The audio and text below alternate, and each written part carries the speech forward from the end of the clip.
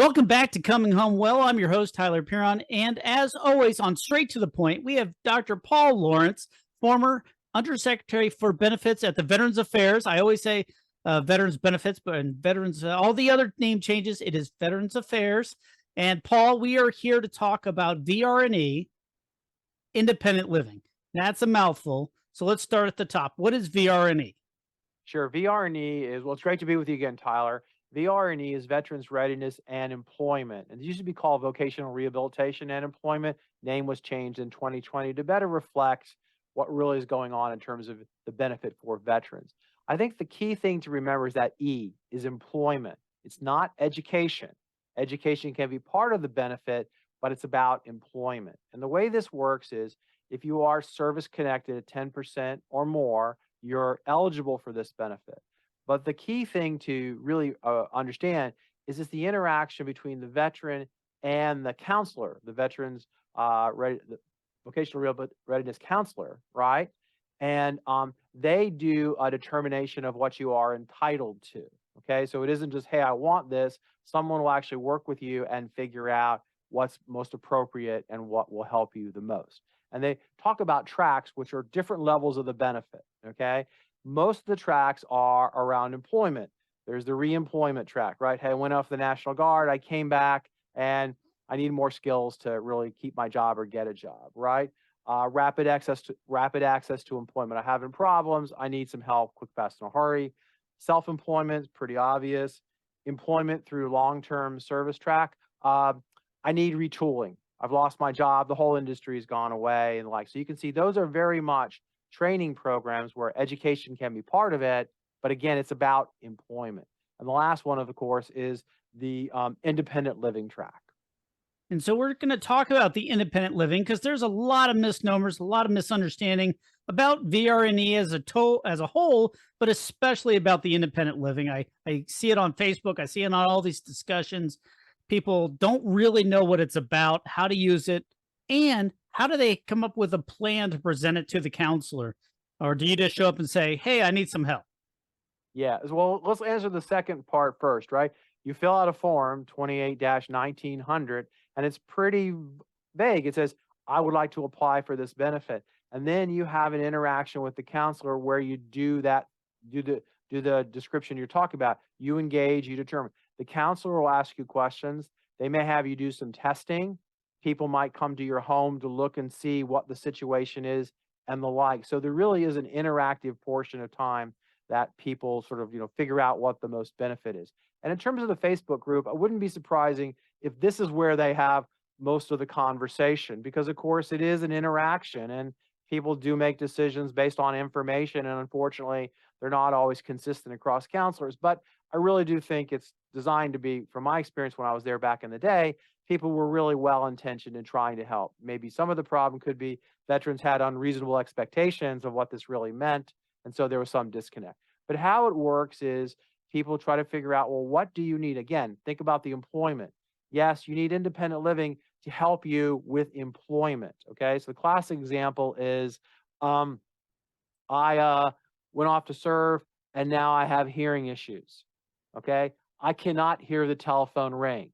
It makes me very hard for me to do my, me to interview, me to do whatever, stuff like that, okay? So this is not specially adapted housing where they knock down walls and do things. This is the introduction of techniques, approaches, tools, for example, to let you know that the phone is ringing, right? So that's a simple example of lights flash, right? So you can imagine things like that, right? Or gee, my situation's such that I get very stressed when I'm in crowds. How can I ride the bus to get to work if that's what you were doing? So there's situations like that where the counselor will figure out what is the best that can be done for the veteran to get them ready for employment possibilities. So a lot of times we've talked about this as well about, the housekeeper or the house assistant. That's not what we're talking here. We're talking about how you can be independent so that you can get back in the employment field, whether it's at a factory and an office. It doesn't matter. It's up to what your aptitudes and skills and capabilities are. But then independent living. So that seems to be a misnomer or a confusing statement. Yeah. Well, think about it in terms of a couple things, right? Mobility. how do you actually travel through the community to do stuff? And if you are affected by your disability or injury, what are the options? Well, ideally, the counselor would say, here's some options for you to do that so you can be mobile and you can interact in the community, right? Communication. Obviously, if you can't hear the phone, have to figure something like that. Or if your sight is affected, you can't see things, how do you deal with email, for example? Okay. Well, there are ways now and there are tools and approaches that they would know or others would know to train you, right? Um, Self-direction. So, gee, how do I organize myself every morning? I'm going to make an extreme example here, Tyler, or just to kind of make the point. But if you've had TBI, now some of these things, traumatic brain injury, some of these things are just not the way that you were before, right? So there's approaches and things like that can make people independent. And then, interpersonal skills, if you getting mad all the time or whatever, and your relationships are difficult, there's things they can do there. And then just the ability to perform productive activity. I've got to sit and do work. How do I do that? So those are some examples. Everything is more complicated, of course, in real life, Yes, but of course. that's kind of but to tie to your point though, right? Ideally, the very best counselors, right? The counselors would figure out, yes, there's some things that can be provided like what we're talking about, but there's also some benefits from the Veterans Health Administration, right? A housekeeper and the like. There's also some other benefits from VBA. Maybe you do need your house specially adapted and the like. So it's really designed to add and then ensure that the other services complement the veteran so he or she can be independent and again, have employment possibilities.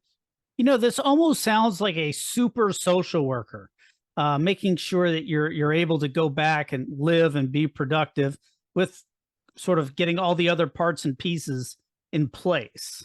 Yeah, well, Is don't that forget, sort of right? well, sort of, don't forget counselors, VRC's, veterans readiness counselors often have master's degrees in social work. That's part of the job description, like, but it's also a Okay, so that makes combination of sense. that. And then they enlist other people. So this is often done by contract. They have occupational therapists come into the home and look around and say, here's what you need, right? And so they try to bring all the resources together. But absolutely, I mean, it touches on what their expertise in is. I was not aware of that. It was just based on what you were telling me. I didn't realize it was a social work background. So, Ye- especially after the pandemic, especially in the federal government, a lot of private organizations are now doing work from home. That's opening avenues for a lot of people that would not otherwise be able to go to work.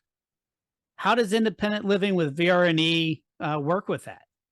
Sure. So say you're a veteran, you're injured, say I'm stuck at home, you know, let's be very simple. I have all my skills, I can do whatever, I just need a computer. That's a relationship between the counselor and the veteran as to whether that's appropriate to purchase for them or not.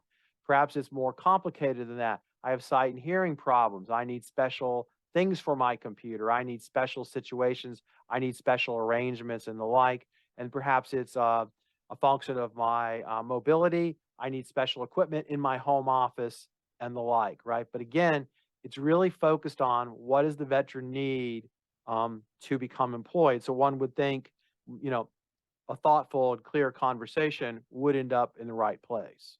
So this is very much a individualized, personalized opportunity to get all Right. the parts and pieces to allow you to work, uh, depending on what's wrong with you, what's impairing your ability to get a job and keep a job. Right.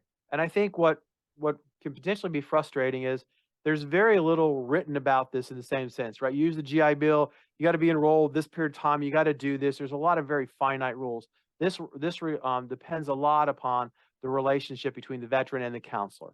Okay, and to the extent that communication is incredibly effective, hopefully it works out well. To the extent it doesn't, you can imagine the problems. And don't forget, as you've covered in so many of your episodes, all decisions made by VA can be appealed. So if you say, hey, in the example we just made, I really should have got a computer so I could work from home and work in the way you're describing, and I didn't, you can go into the appeals process and get that resolved pretty quickly under certain different approaches. So we've been talking, this is straight to the point, so I'm not going to belabor it. What is the most important thing somebody should know if they're thinking about applying for the independent living with VR&E? I would say think about the E part. This is supposed to help you be employed.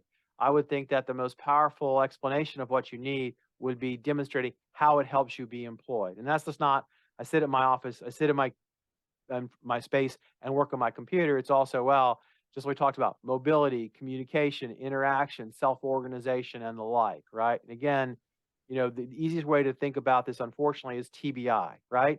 Hey, do I remember that I turned the stove off? That's not a silly example. That's actually something well, there are devices that will enable you to figure that one out and help you. So that's a way to think about it. But again, it's supposed to be getting veterans employed because we think that the connectivity, the connection, the intellectual stimulation and like really is a good thing. And that's what this is all about. This is Straight to the Point. I'm your host, Tyler Piron, and this is joining me today, as always, on Straight to the Point, Dr. Paul Lawrence, former Undersecretary for Benefits at the Veterans Affairs. Paul, thank you so much for joining us and talking about VR&E independent living. And don't forget, as you told folks before, get help by contacting the VA directly, the website, the phone numbers, like also service officers at your state Department of Veterans Affairs and the traditional veteran service organizations and the like. So, this is not uncomplicated, and there are folks who help you at no cost. As always, Paul, thank you so much for joining us and sharing this insight. There's so many programs, it's so difficult to figure out which one is the right one sometimes, especially if you're having challenge getting a job, doing all these things. Thanks again for joining us on Straight to the Point. Thank you, Tyler.